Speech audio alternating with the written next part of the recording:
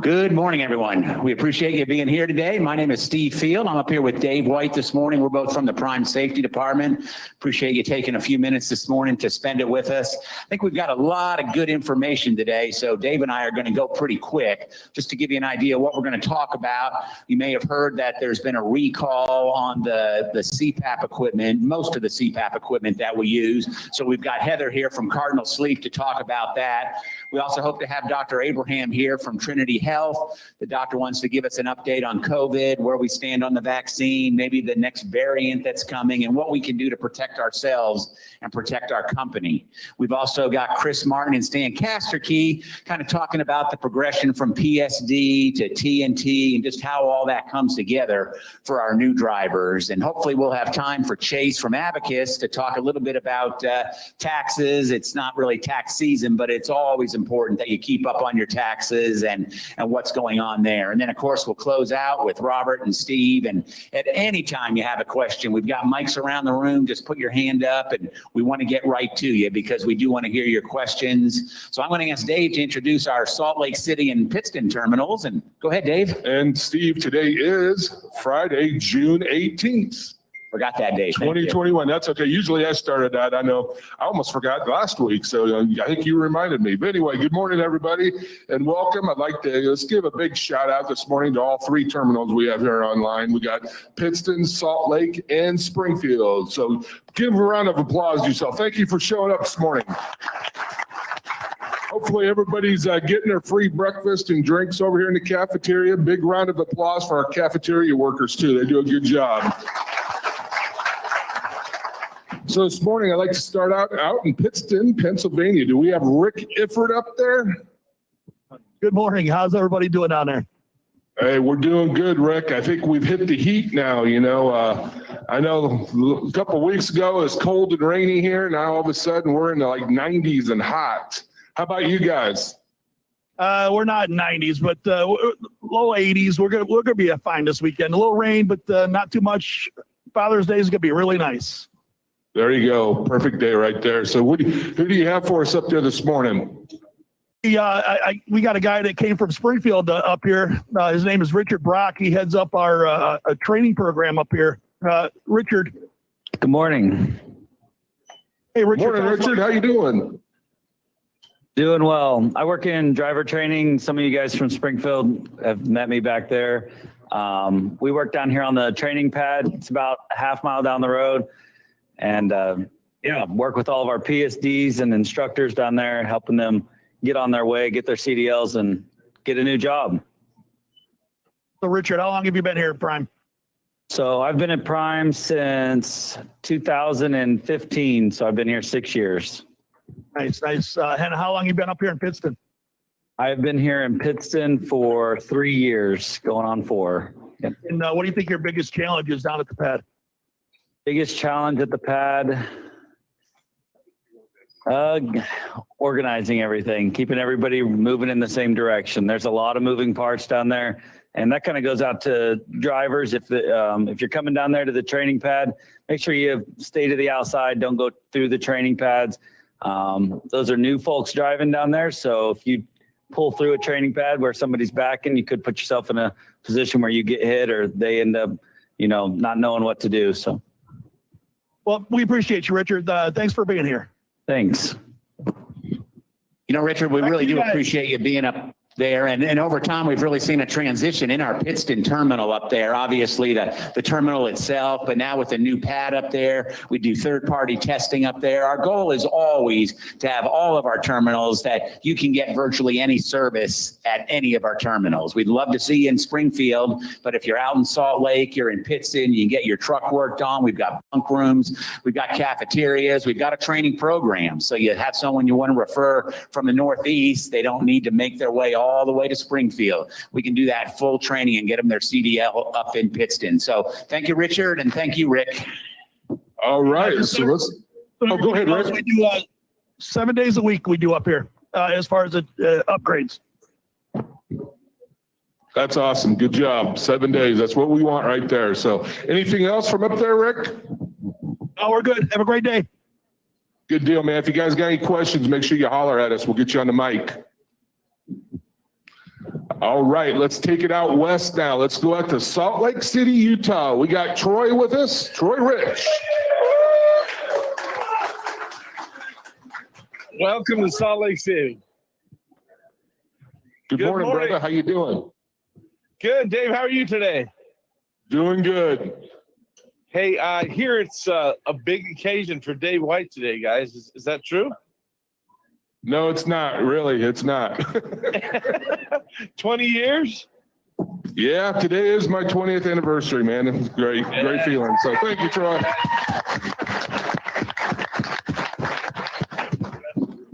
I'm very fortunate. And like Glenn Horak over here said, he's just a rookie. So yeah. It's a beautiful day in Salt Lake City. We are here we want to introduce Mike Horstman. Mike runs our Plaza building over here. I'm having to say a few words. How's it going, guys? My name's Mike. I run our Plaza, which is our inbound and outbound. Been at Prime for about 7 years.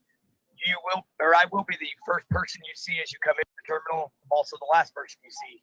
If I'm not there, I also have a lead, Zach. He kind of takes over for if I'm not in the Plaza myself. If you guys ever have any questions as you're coming in, my Plaza guys are more than happy to help out with questions, answers, anything you guys got. Just come and find one of them.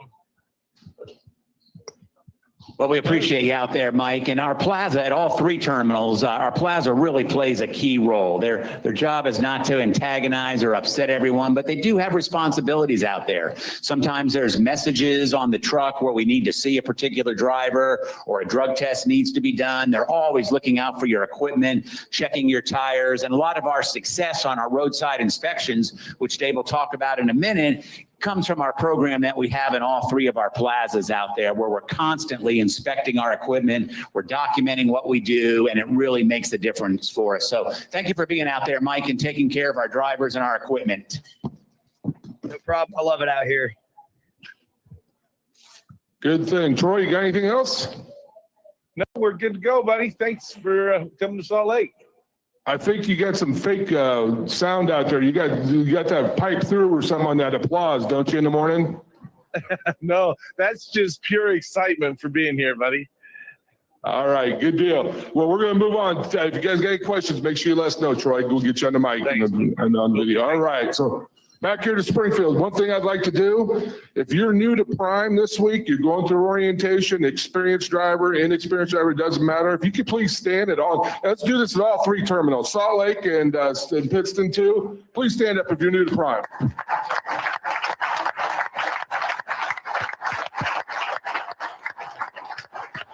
It's great to have you and welcome to the family. We appreciate every one of you. We appreciate doing these meetings now too, Steve. This is our third one. And we've missed out. And, I just wanted to jump in here real quick. Safety, talk about a few safety items this past week. We had 128 DOT inspections. 91 of those were clean for a 71% clean rate. So we're staying above the 70% line. Last couple of weeks, we're doing good. And that's what we want, those clean inspections that pay you all. Independent contractors, owner operators get $100. Company drivers get 25. So you do get paid on clean inspections. They got to have no violations for anything on that inspection though. So it is a challenge, but we do very well. And we're very proud of those numbers. So let's keep that ball rolling. One other item I wanted to bring up, I mentioned the heat earlier.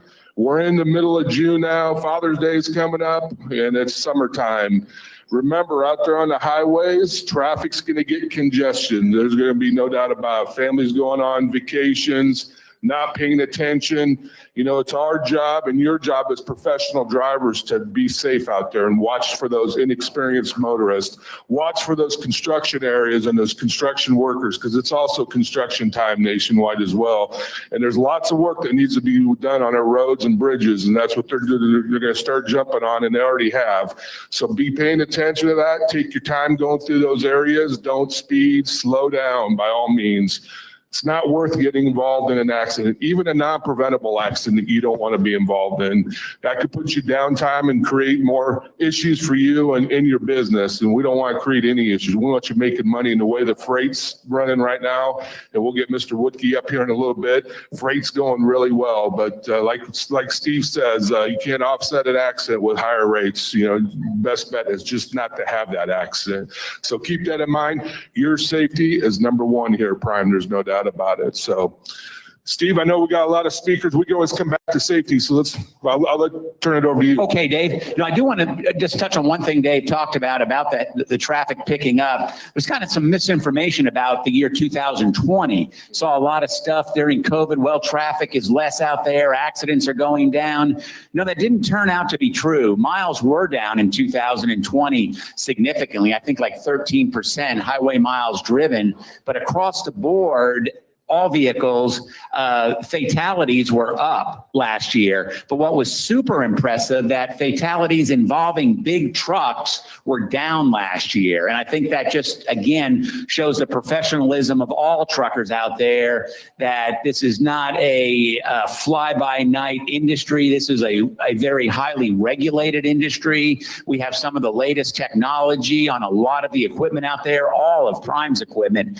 We have the latest technology. And just to be able to, while basically the four-wheelers were driving a bit more unsafe than normal, the truckers were able to overcome that and be safe out there. So we're certainly appreciative of that. But Dave is spot on. It is going to be crowded out there. There is a lot of pent-up demand. So you can expect the highways to be crowded. If we eventually get an infrastructure bill passed, there's going to be construction. So please be careful out there. We don't want to lose anyone, nor do we want to be involved in hurting anyone else out there. So please be careful.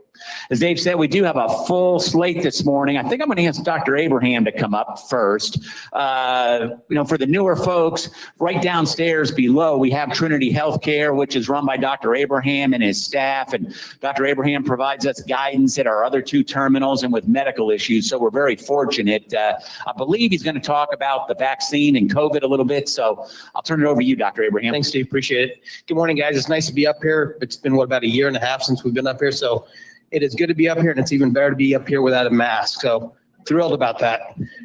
Just a couple things real quick. We saw a big downturn with COVID over the last few months as people started to get vaccinated, as started to go through all the communities and affect those that it was going to affect.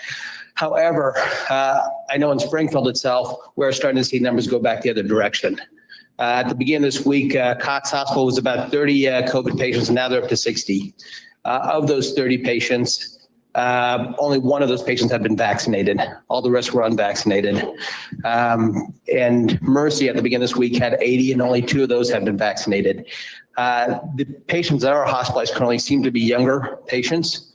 A couple things we can postulate based on what we're seeing is in the past, COVID kind of ran itself through Greene County and Springfield and had its way with us. And then we saw things die down a bit. I am concerned that one of the variants is probably most responsible for what's happening now, because once the initial virus is taken out, who it's going to take out, we assume the rest of us are in pretty good shape. However, whenever somebody gets an infection, the virus starts to multiply and replicate in our body, so you have more chance of mutations occurring. Once you get enough mutations happening, you get a stronger virus, and the virus tends to change and starts to affect other people too. So I suspect that's what we're seeing. We're seeing the virus start to affect the people that did not hit the first wave and that are do not have any kind of immunity, whether by a way of infection or a way of vaccination. So we are doing vaccinations every Tuesday and Thursday, but I strongly encourage you, if you can, go ahead and get vaccinated or talk to your provider about getting vaccinated. Questions?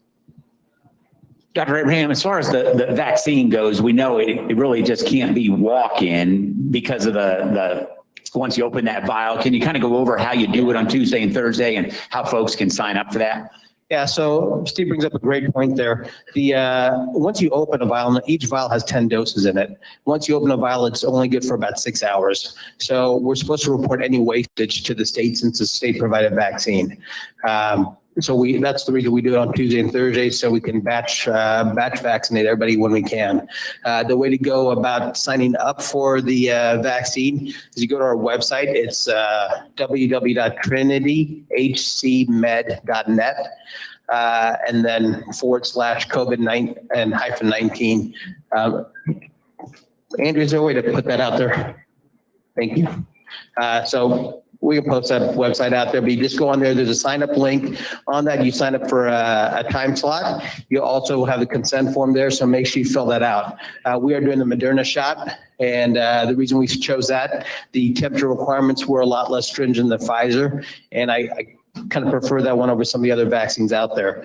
The vaccine is 2 series vaccine. It's 4 weeks apart. You can go up to 6 weeks out, but you want to try and get as close to that 4 week period as possible, just so you get the maximum effect for the immunity. Once we do the shot, you have to wait in the waiting room about 15 minutes and you're all done. Pretty streamlined process. So you'll probably be down there all of about 30 minutes tops. So, yes. Yeah, question. Now, the whole purpose of the vaccine, if I understand it, is to build up antibodies in your body. If you've had COVID, you're supposed to get antibodies from COVID.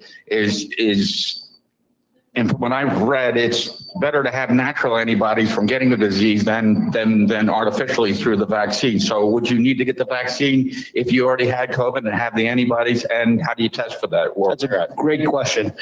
You do build up some immunity from a natural infection. That happens with any kind of a virus.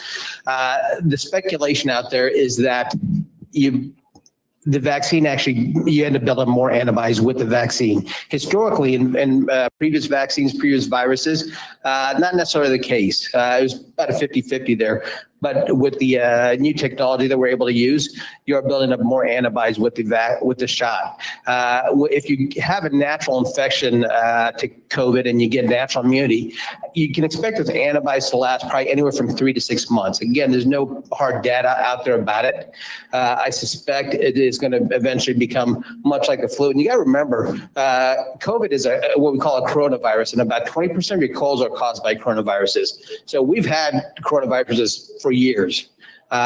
This particular strain just happens to be pretty virulent and has a decent morbidity and mortality rate, and we had no antibodies to it to begin with. That's why we've seen such a devastation with it. But as years go on, you can continue to see fatality rates, but they won't be near as much as they have been over this past year. Dr. Abraham, if a driver has a family member with them, can you vaccinate them as well? We can, yeah. And if you've had your first shot, your first Moderna shot somewhere else, we can do your second one here. If you have your first one here, most states will let you go and get your second one at another location. But we have no issue with that. And if your family member is with you, we can get them vaccinated as well. We want to try and do as much as we can. So you're earlier about if you've had coronavirus naturally, what you're saying is after 3 months or 6 months, you're recommending they still get the vaccine? It wouldn't be a bad idea, just to make sure you get a full boost of immunity. And the thing is, with any virus, your immunity and your antibodies are going to drop as time goes on. That's just the way it goes about. But you do have a backup immune system that kicks in as well. So you're not totally without protection.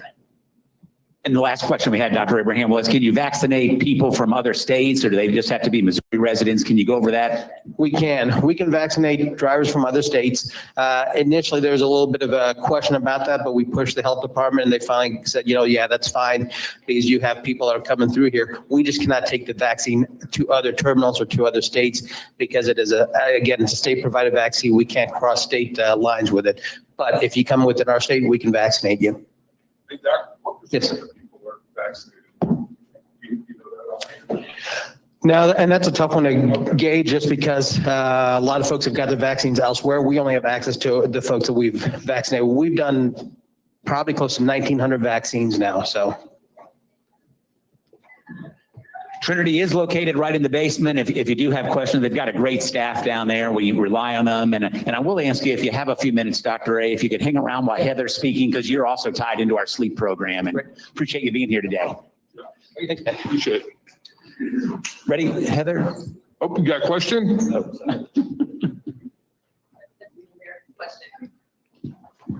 So you said that you guys have vaccinated 1,900 people for Prime?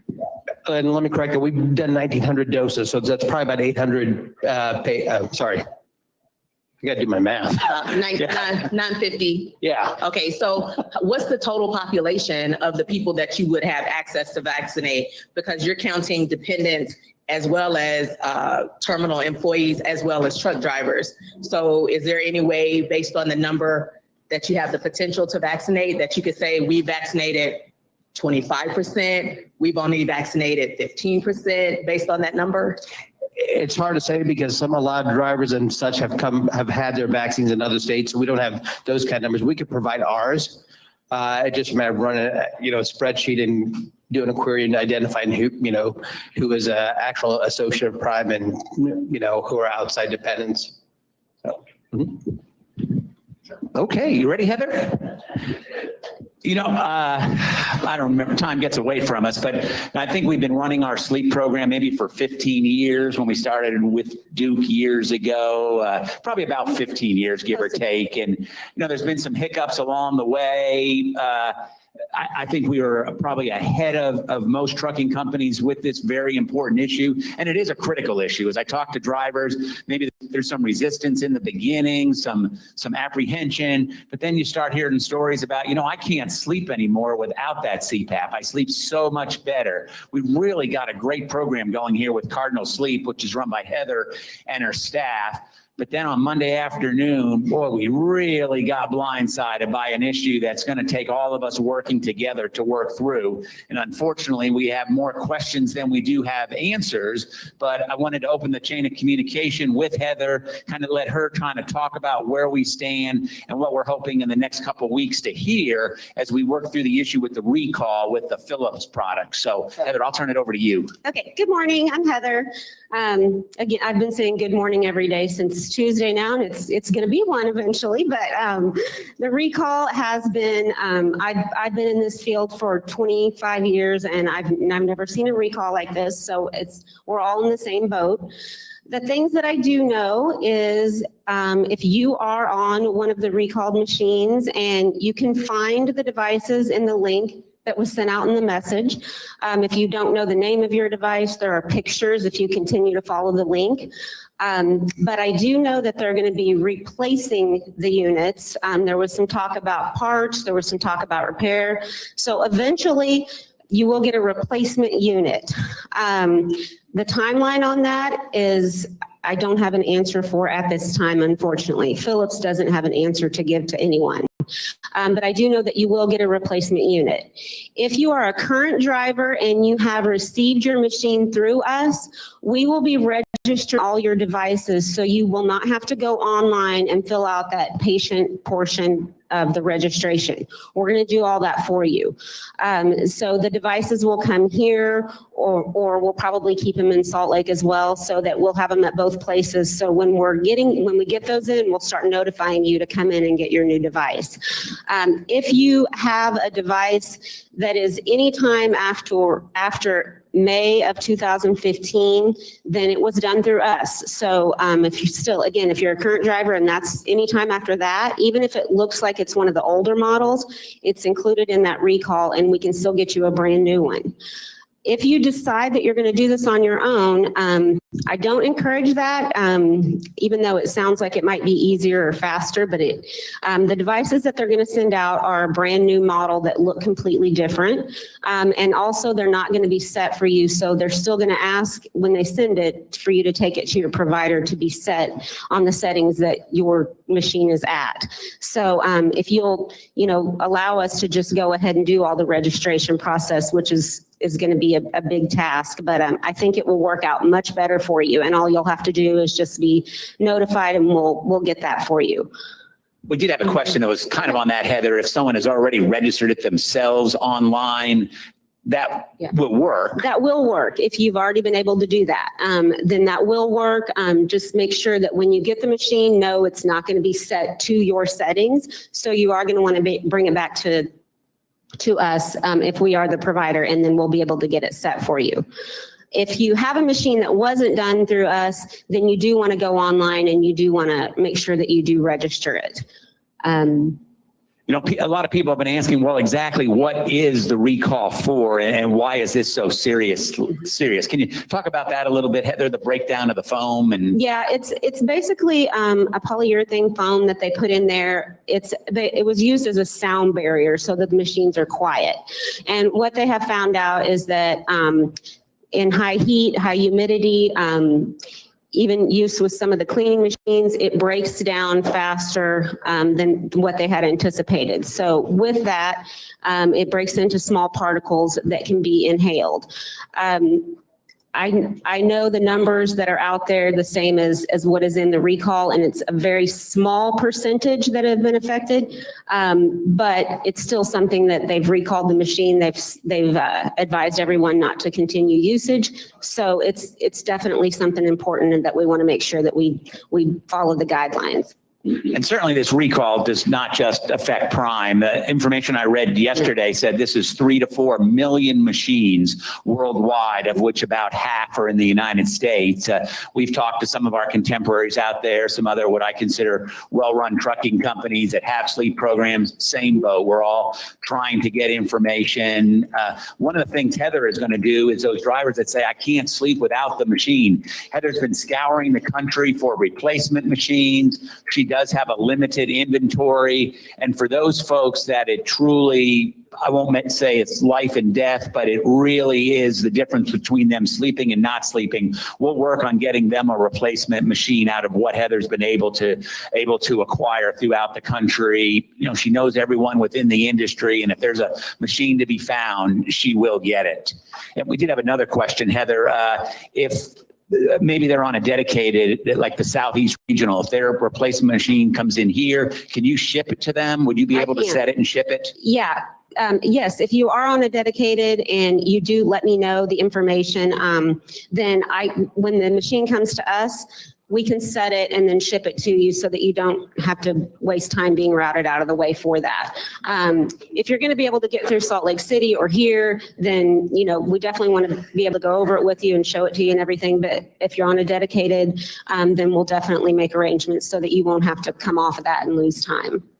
One of the most common questions that we get, and we did just get it online, and I'm going to ask for Dr. Abraham's help on this, and it's probably the question in everyone's mind, should I continue to use the machine? And I know that's a tough one, Dr. Abraham, and maybe just you and I talked about it, your thoughts on that question. That is a tough one to answer, and it's one of those things you definitely want to talk to your provider about. I use a CPAP myself. If I was in a situation, I would hold off personally. We don't know the effects of the particles and what, you know, at a minimum, it's going to cause a inflammatory lung response, which can cause airway issues and breathing, et cetera. So if it was myself, I would personally stop using at this point. I know another question that's going to come up. So if I'm not using them, I'm going to get disqualified from my DOT. At this point, we're holding off on monitoring the compliancy for the folks on the recalled machines. So there shouldn't be any penalty for that. You know, we really need to work through this together. You know, we're very fortunate to have Heather and her staff. You know, we've been on the phone constantly this week as we get more information, and it's been a little slow coming, but this is a big recall, and I think Phillips wants to get it right the first time. So we'll keep those lines of communication open as we get information, but Heather and her staff are always available. And again, if you feel that, you know, I really, really, really need to have this machine, get with Heather and let's see what we can do to offer an alternative for you. Yes, ma'am. Good morning, everyone. Good morning. My name is Tamika. I'm new here at Prime, but I have a question. It was one of my concerns when I came here, and it was about COVID. Like, since we're back in the room with like a roommate now, at first it was spoke upon that it would just be 1 to a room, but now it's 2 in a room. What if you have someone that was vaccinated, and my heart is beating real fast, and Doing great. and the other person is not vaccinated, and then as time progresses, you know, we will be split up because nervous. Then what if you have one is vaccinated and the other one is not vaccinated? Dr. Abraham, so you're talking in the hotel and you're worried is COVID going to spread? And we've looked. It's a fair question. The folks who are vaccinated are going to have that protection from contracting COVID. And let me back that step up. So it doesn't necessarily prevent you from getting COVID. It keeps you from getting it severe enough. It minimizes those severe cases that end up in the hospital.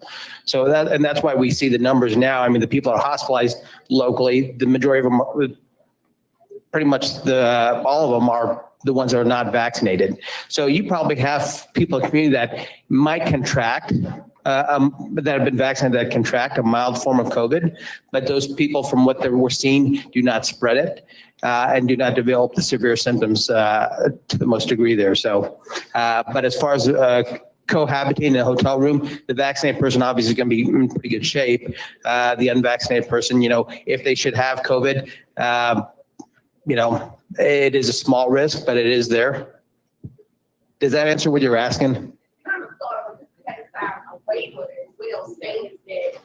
No one is responsible for help you did contract COVID, even if one of the occupants were vaccinated or not vaccinated, because before arrival, it was stated or said that we will be in a room without another occupant. Yes, sir. So one more point to that, I guess, is as we get new drivers coming in, depend on certain criteria, they will go through a quarantine process and we test them. If they don't meet that criteria, then they're okay to come on out to Prime. But if, they came on mass transit, they're coming from a hotspot, then they will be put in quarantine and then tested after so many days and then be released out. Thank you. You bet. So Doc, if I'm understanding, both of the students were tested, or the person that was not vaccinated was tested before he was allowed to come into the orientation. Is that correct? If the person that was not vaccinated did not travel on mass transit and didn't come from a hotspot, they would not be subject to the quarantine. However, if they came on mass transit and, potential hotspot, we would definitely quarantine them and test them and then release them out. But if you reside with somebody that's not vaccinated, I would be surprised if Matt and Rachel and his team over there haven't, made sure that you're in good hands. So. It's a good question. And, we're always having to balance so many different priorities. We've made some hard decisions. We made some real hard decisions last March and April to basically shut down the terminal, start temperature checks, quarantine folks, both in-house and drivers. We're always trying to make the right decision, and we won't make decisions to jeopardize people's health. So as you have questions, if you have concerns, we need to hear about them. So thank you, Tamika, for the question. Okay, anything else for Heather? No more questions online. Heather does need to get working on what she's working on, but Cardinal Sleep is located, kind of co-located with Trinity Healthcare right downstairs. So if you have some questions that you think of later on the recall, please ask her. Got one more question in the back there, Bill, to your left. I'm just wondering, I'm on sleep bed. We'll make sure everyone can hear it. I'm just wondering about the availability of new machines. Mine's coming up due for replacement, or should be soon. And I was thinking about coming down and seeing y'all about replacement models. Are they going to be available? That timeline, I don't have. I know that there are people who have already contacted me that just want to purchase new ones that, may or may not be involved in the recall. Right now, I don't have new ones available. If yours is not involved in the recall, if you can continue to use it, as long as you can, even if it's due to be replaced and it's still working properly and it's not involved in the recall, your best bet is just to do the best that you can with it now. I don't have any available to do that unless it's, a situation where, it's completely stopped working and, we don't really have other options. I have new machines coming that are ResMed. So if you're on a ResMed, you weren't affected by the recall. So I have those coming, but right now I don't have the availability to do that. If you want to email me or call and give me your name and number, as soon as I do, then I'll be able to do that for you. Unfortunately, the other major manufacturers are taxed and stressed since Monday, just as much as Respironics at this point. So, we're all kind of trying to find what we can, and there's really not anything new out there right now. Yes, parts we can get. Cords, filters, parts, anything like that. We're still going to continue. Yeah, definitely. We'll still have all of that available for you. Definitely.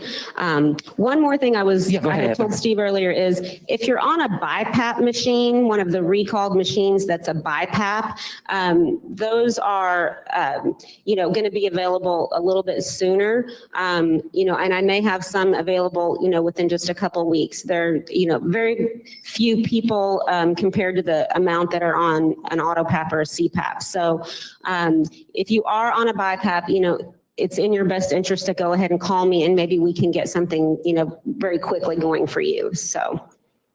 It's going to be a tough situation. We're going to work through it together like we always do. Our responsibility now is to make sure we're getting the information, the best information we can out to you. It's going to change quickly. We'll do our best. We'll keep social media updated. We'll keep our Facebook page updated, and we'll talk about it in these meetings. I think each week for the next couple of weeks, there'll be some significant new news. And what we're all hoping for is to hear that timeline on the replacement machines. That's the first big step. Okay, so I'll thank Dr. Abraham and Heather. They're both located downstairs, and thank you both for being here today. Hey, Steve, let's go over one more time compliancy. So if you're on a Philips machine, we're not going to be monitoring you, but let's say you're on ResMed or something else. You're still being monitored, right? Go ahead. Correct. If your machine is not affected by the recall, there's still the expectation that you'll stay compliant with the machine. On the ones that have been recalled, we're going to take a look at those, and Dr. Abraham and his staff will still be able to certify drivers without their compliancy. Oh. If you are on a recalled machine and you do go for your physical, we can provide a sheet that says, that we confirm that you are on a recalled machine to the DOT. I actually called headquarters, Concentra headquarters. So if you're out there, they said it's going to be up to each provider. So each clinic that you go to may be handling it different. The few that I have talked to are going to accept letters that say, that you are on a recalled machine, but you'll need to get that from your actual provider. So definitely still, when you're planning to go get a physical, contact us. It's probably in your best interest to contact that provider ahead of time as well. Thanks, Heather. It's good information. Hey, Steve, one other thing, man, we are so lucky to have these guys. That we are. Have Trinity Health here. Dr. Abraham, I know I had to get a couple COVID tests back 6-8 months ago when I got quarantined and all that. And he's out here taking the test, swabbing your nose. And sometimes it felt like it was more than swabbing the nose, but touching your brain. But no, he did an awesome job, and his whole staff for being here. We're so fortunate, folks. And I know a number of you are new in here. You got to realize this. That, we got a health clinic right downstairs. We got a sleep lab, Cardinal Sleep with Heather, who's in charge. They're up here Friday morning meeting, and Heather was on vacation starting Monday of this week. And look, she's back from vacation because she's having to deal with all this. And I mean, it's skin in the game around here, and we take this very seriously. So don't think that, this is just a fly by night. It's not. Robert's invested a ton of money. And, my 20 years here, the reason I've stayed here is because you got one owner over here who cares. He cares so much to put these clinics in here and these, the Cardinal Sleep. And I've got sleep apnea. I go to Heather. I mean, it's great access to be able to go to her. I see Dr. Abraham's office for my health. I mean, the guy's top notch, and his staff is top notch as well. So don't be afraid. If you got questions or you got concerns, go down and see him. If you're brand new, that's fine. You can get a COVID shot if you want. That's great. Sign up. Nobody's forcing you, but it's a great avenue to have that right here within our facility. And it's just part of the Prime culture right there, and being transparent. There's well said, Dave. Thank you. I'll shut up. Okay. One of the things that really separates us among everyone else is our training program. We're super fortunate to have this program that starts with someone that comes to us without experience. We put them through the PSD PSD program. We go through the TNT program.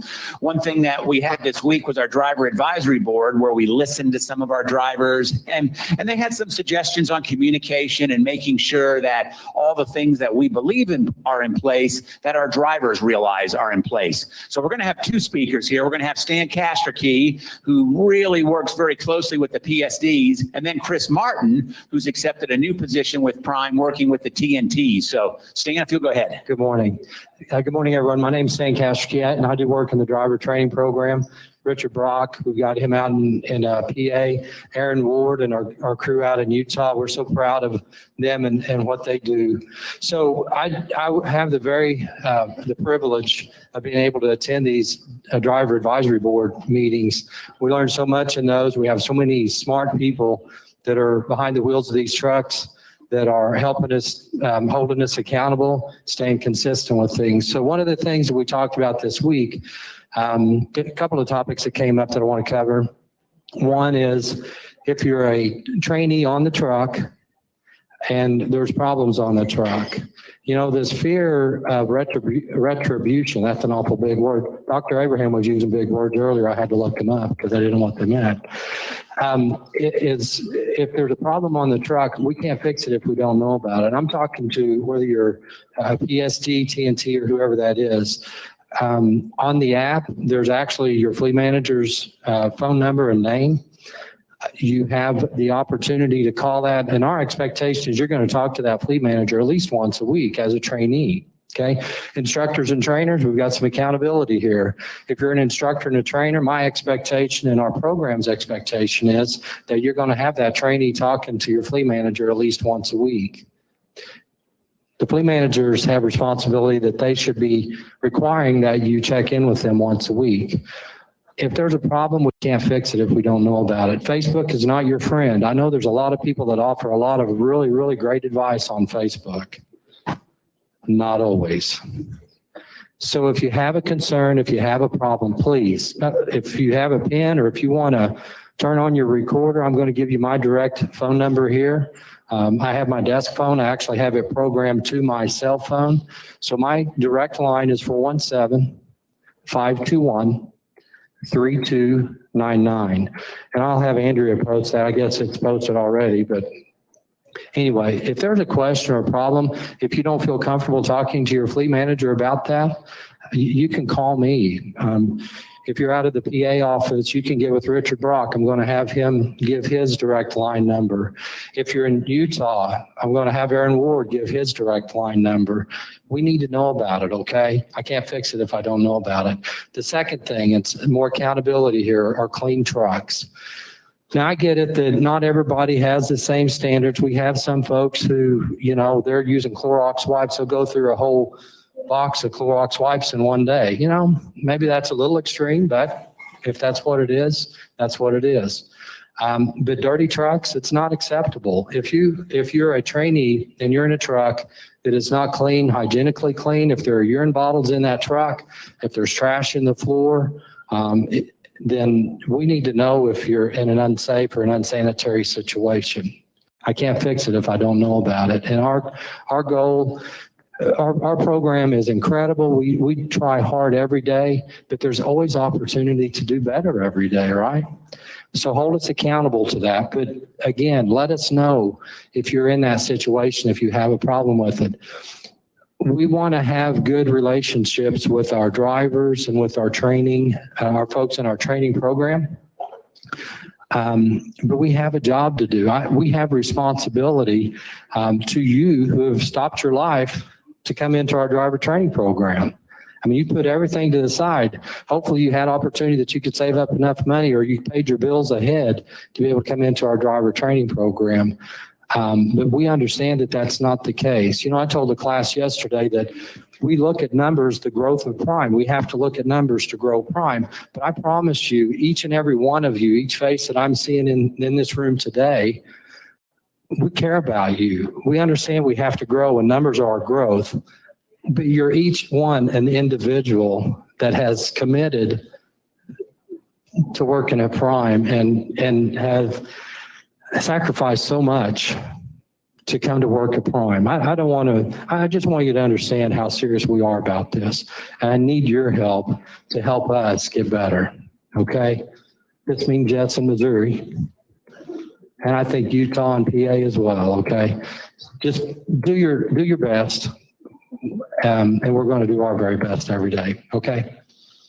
You know, it makes it real hard for us when we hear, well, I don't want to tell you the truck number, or I don't want to tell you the driver's name, but there's something wrong there. Stan said we need specifics. In order to fix a problem, we need to know about the problem. And I just want to echo one thing Stan said, because it's super important. We realize the sacrifice, to use Stan's word, that all our drivers make every day out there. And for our PSDs, it's a huge sacrifice. You might not be like Glenn here, who left home to join the Marine Corps. This might be the first time you left home at all. And this is different. It's a challenge. You're going to be lonely out there. You're going to be scared out there. But we are one big family, and there are a lot of resources to help you. It's important to us that you succeed. So please let us help you out there. Let us get you through the program, successfully get you out there. And then in a couple of years, you can start giving back to the industry by being a trainer, being an instructor, being on the driver advisory board. So we can do this. So thanks for those comments. I appreciate that, Stan.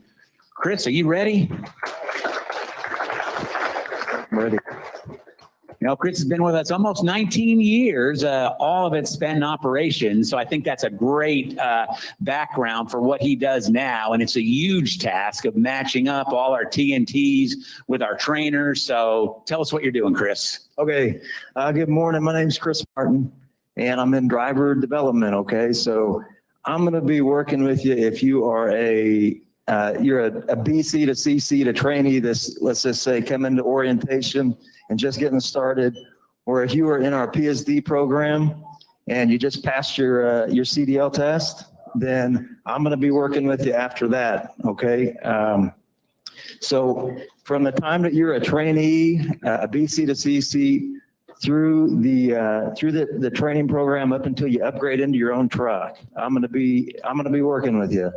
I was a fleet manager for 18 years, and I had a very successful fleet, and I attribute a lot of that to the fact that I had a very heavy involvement in the training program. Okay, so most of the folks that I ever dispatched, they came out of our training program.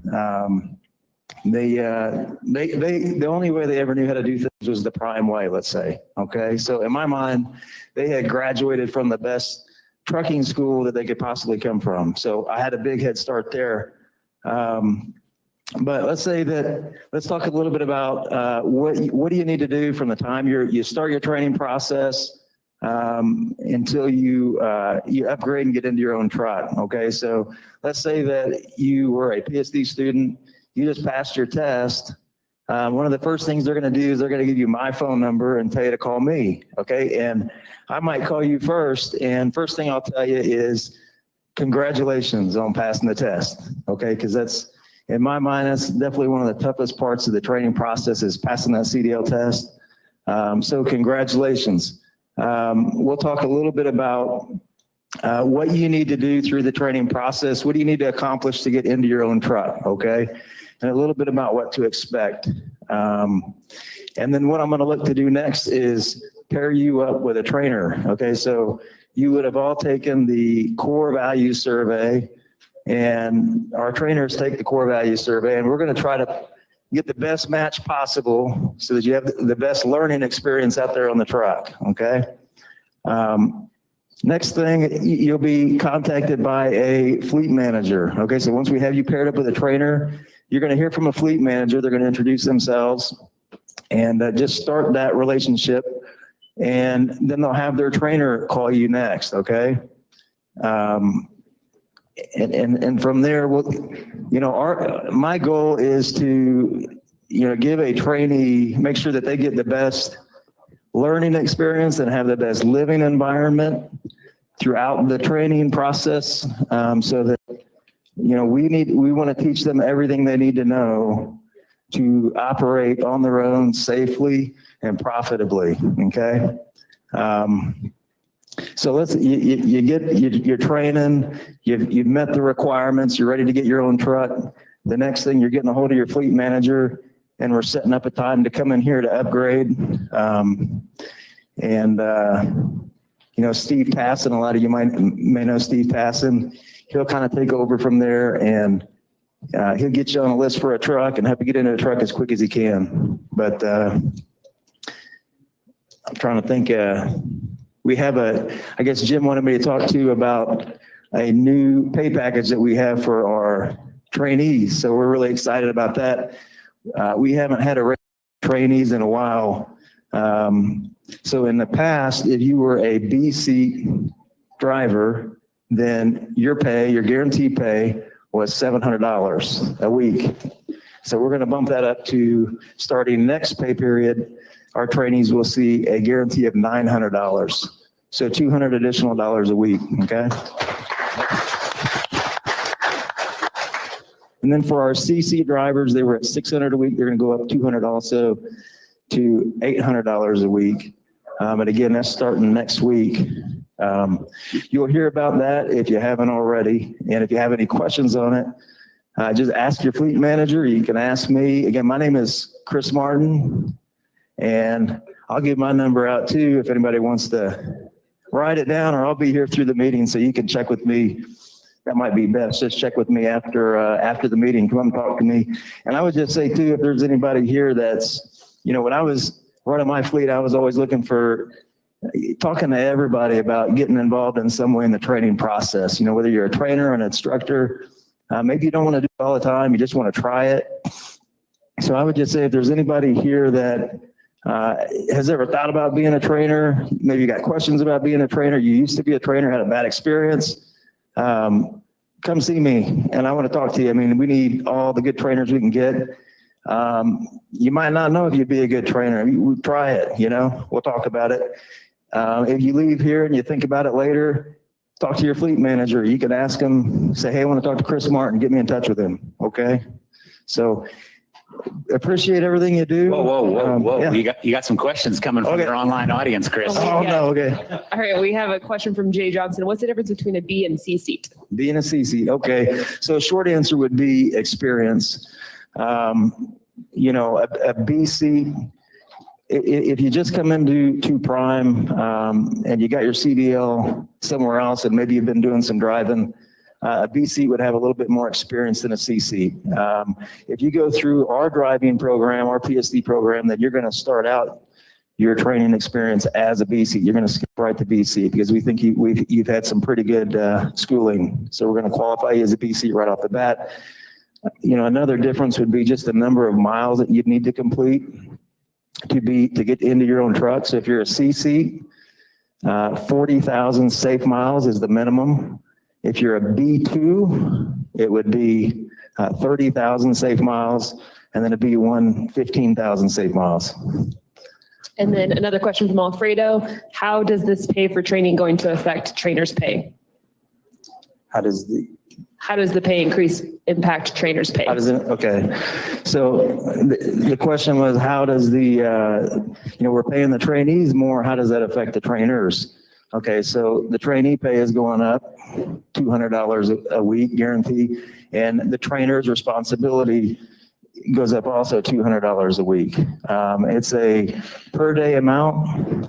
It comes out for, $900, $128 a day.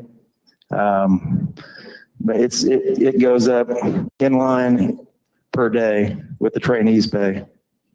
So if trainees pay hasn't raised in a couple of years or several years, nor has the contribution made by the trainer gone up in several years.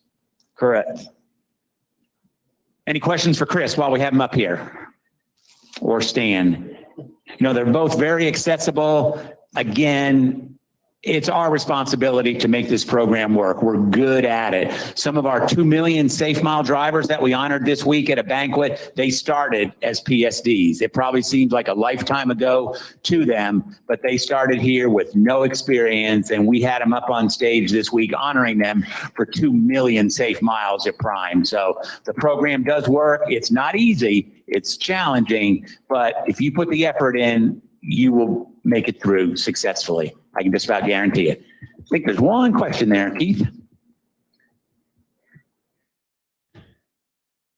So can you explain the difference between the $350 instructor pay in correlation to the $200? So if the students haven't had an increase and now it's going up $200, but the instructor pay is $350, when is the last time the instructors actually had a pay increase for being instructors?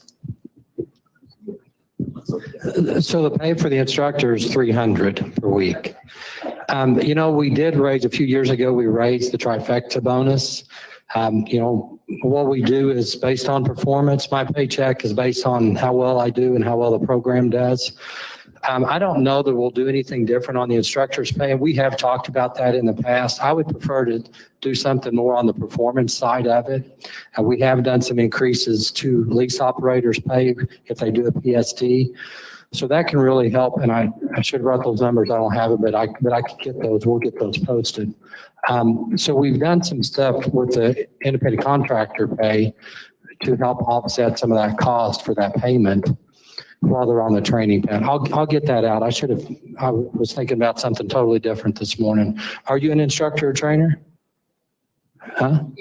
Okay, excellent. Good. Appreciate what you do. But we'll get that out there. Does that answer your question at all? Yeah, we'll get it out there so everyone can see it. So. Thank you, Stan.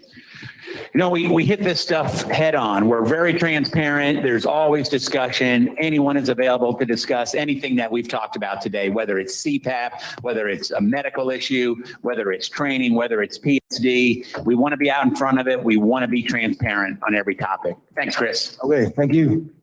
We're running a little tight on time, but this man, I know he's got to go and he won't leave until he gets the mic. Steve Wutke, our Vice President of Sales and Marketing. Hey, thank you. Actually, I'm in sales, but here's what I'd like to tell all of you that are new with our company. Business is really good. I mean, we've got more freight than we can handle. Rates are moving.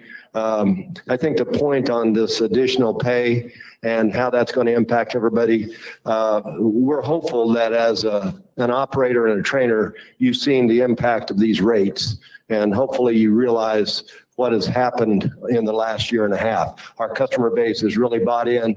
They know that capacity is extremely tight. So they've moved the rates for us. We have a great group of customers, and they are very understanding of the marketplace. So I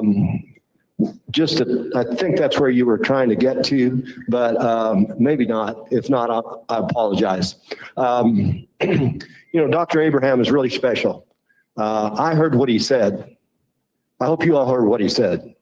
And, it's your life. You do what you want.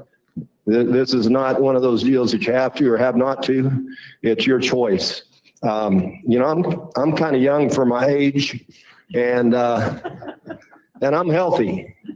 And I know there was no way I was going to get this COVID deal because I was around people that had it and I couldn't catch it.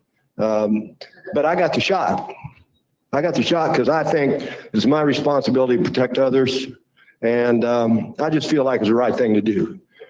Again, it's America. You can do what you want on some of these issues. But I think we all should think in terms of where we're going and the protection that we provide others. So that's just my little story. As far as this meeting itself, our highest calling here for all of you is safety. I mean, as was said earlier, we can't move rates high enough to offset accidents. Y'all are taking on a very, very challenging, dangerous job. And if you don't think that, you need to rethink your position, because there's always somebody out there that's going to try to wreck you. It's going to be one of these crazy four-wheelers on their phone, bobbing and weaving in a hurry, running late like I am here today. But I promise I won't get on my phone. I might drive a little fast when I'm going. But the point here is safety first, always, okay? And the other thing that I would like to point out is do not be a victim as a trainer, a trainee, I should say. Don't be abused, whether it's personal hygiene on that truck, which I don't know that Chris really talked specifically about personal hygiene. That's a tough topic. But believe me, it's real, isn't it, Dee? Silva. She understands it. She's been around here a long time. And as a trainee, you get on a truck with some person that smells like a billy goat and don't shower, we're not expecting you have to do that. That's why I say don't be a victim. You got Stan's number. You got anybody will help you with this, okay? We're trying to get better. We have these meetings to get better. We have driver advisory board to get better. It's very humbling. We think we do things a lot, very well, a lot of good things. But when you listen to our driver base, man, we're just not quite as good as we want to be. I think Robert will confirm that. Robert started this company several years ago. I mean, I think David was trying to get some kind of an increase, a rate increase, talking about how good he was, and he is, and we're blessed to have an owner like Robert. He's here every day. He's working like we're all working, and we're just trying to get better. So if you got any questions about sales, I'll take them. But business is just so good. I don't want to waste a lot of time talking about it. I can tell you we got a great sales team here. They're working on accessorials. They're talking about detention. They're talking about rates. They're talking about tolls. They're talking about all the things that matter to you all as operators. So we're on it. We're fighting it. We got a few headwinds along the way. Veterans, yeah. Steve's trying to remind me of something here. So we got a lot of things going on with our sales team, and they're fighting it, and they're fighting it hard every day. One of the things we really appreciate here at Prime is the veterans. Those of you that served our country, stand up with Robert and I, would you please, and be recognized for your service in our country. Thank you. Thank you. Thank you all very much. Should mention, we got a lot of our vendors back here that come every Friday. They come and are here to answer questions for you. So don't hesitate if you got a question about your truck or maintenance or something like that. These folks really enjoy talking with you. I'm going to introduce Robert Lowe now. Because he started this, he got his flip-flops on. He'd like to be on the beach. I'll tell you that right now. He'd like to be on the beach, Hey, wouldn't I tell you you? what, there's no place I'd rather be than right here, with the slight exception of maybe the racetrack. Oh, yeah. And maybe a margarita in hand. Oh, definitely. Yeah. At least one. Okay. All right. Well, thank you for Hey, everything. Thank you, Steve. And David, where'd you go? I mean, you do have a little. Oh, there you go. Yeah, come see me. I'm gonna take care of you on those nice words. I'm not sure I deserve them, but you're gonna get a little something, something. Anyway, I want to weigh in on this second seat pay. Look, our second seat drivers are worth $900 a week. And to prove that I'm sincere in that, we have company trucks. We have employee-driven trucks as well as mostly owner-operator trucks, right? If an owner-operator doesn't want that driver at $900 a week, I'll take them. I will take them. Our team company trucks are doing $9,000 gross a week. We've watched our lead drivers, our owner-operators, come from maybe $2,000 a week a year, 18 months ago, up to $2,500. They're over $3,000 net per week. Now that's making some bank. Can you agree on that? Now, you're going to have an off week, a down week. It's going to go up and down a little bit, but on average, $3,000 plus a week for those folks that we're asking to step up, pay their share of the $900. And I think it's very fair. And like I say, if you don't want that second driver, we'll take him. We'll team up these company trucks in a heartbeat. We got a lot of good team freight, got a lot of miles available. Rates have moved up. So this is, again, with the company driver, it's like a set revenue per mile. But as our rates have increased, really, they're already pre-funded to compensate for the fare increase that we're giving our second seat drivers. Is that a fair way to describe it, Jim? Do you agree with that? Will you take those second seats on company trucks? Damn straight we will.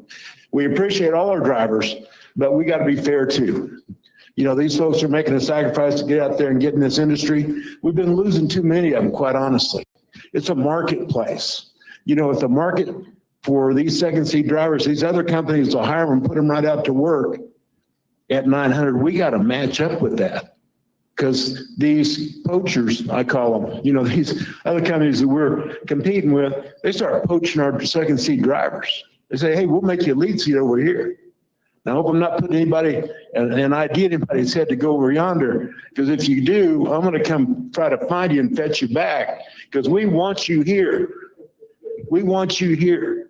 And that's why we're taking this step. And it's eminently fair. The shippers are paying for it. You can see it in the rates. How much are our rates up in the last year, 18 months? A little over 18 cents a mile. 18 year over year. Yeah. Yeah. The projection on it, like we talked about in the meeting, is we'll be at about a 25 cent per mile increase by the beginning of the first quarter. You know, right now we're gaining about a penny a mile. And that's split 72-28 with the owner operator. So you all know how that works. You know, my 2 cents on the vaccine, Steve said it very well. I just think it's the right thing to do. It's the right thing for us individually. It's the right thing for us as a company. And it's the right thing for us as a nation. You know, we need to scotch this deadly virus. It's taken too many lives, folks. It's caused too much pain and suffering, and there can be lingering effects. You all know this. You read the newspapers, you listen to the news. You know, there are lingering effects. You know, that loss of smell, that loss of taste implies because that activity occurs in the brain. So when you lose that, that implies an impact on your brain.